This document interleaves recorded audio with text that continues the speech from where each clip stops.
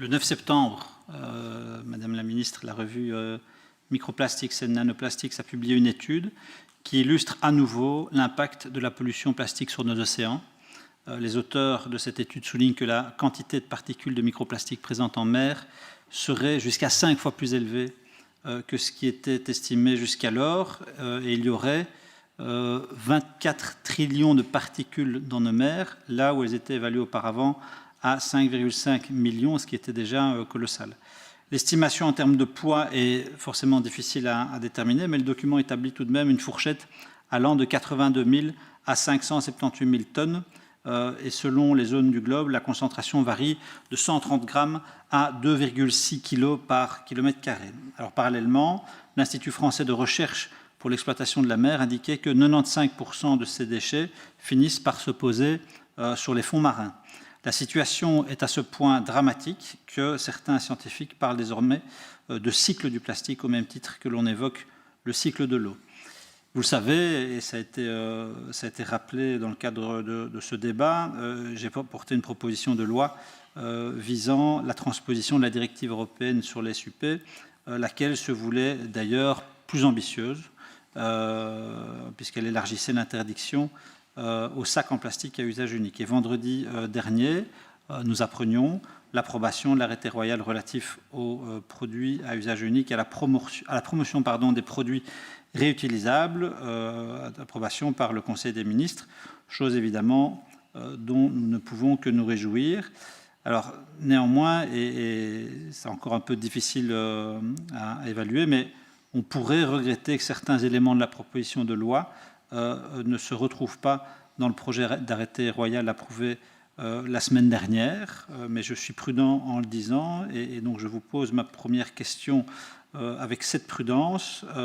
Est-ce que vous pourriez nous expliquer les arguments qui auraient motivé le choix de ne pas reprendre certains éléments de la proposition de loi que je viens d'évoquer, particulièrement les éléments relatifs aux sacs en plastique à usage unique?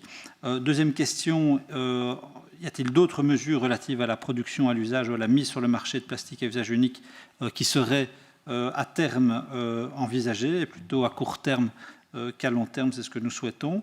Avez-vous pris par ailleurs connaissance de l'étude que j'évoque dans ma question et des constats de l'Institut français de recherche pour l'exploitation de la mer, et le cas échéant, pouvons-nous avoir votre retour à ce propos?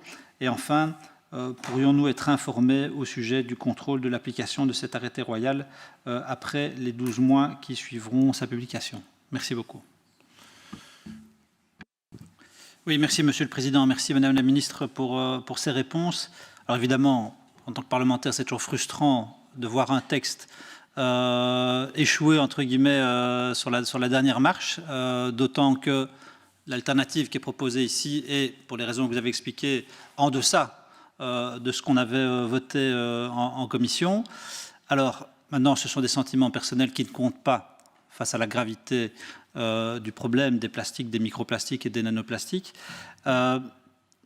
Et alors j'entends ici qu'on s'en réfère au secteur qui n'aurait pas été consulté, etc. Moi, je peux vous dire, en tant qu'auteur de la proposition de loi, que j'ai été très régulièrement en contact avec Comeos, et que Comeos non seulement se réjouissait du texte que nous nous apprêtions à voter en plénière, mais que, mieux que cela, ils ont regretté, ils déploraient le fait qu'il n'ait pas été voté. Donc je pense que sur cette démarche, le secteur de la grande distribution était à fond derrière le texte et les ambitions qu'il portait.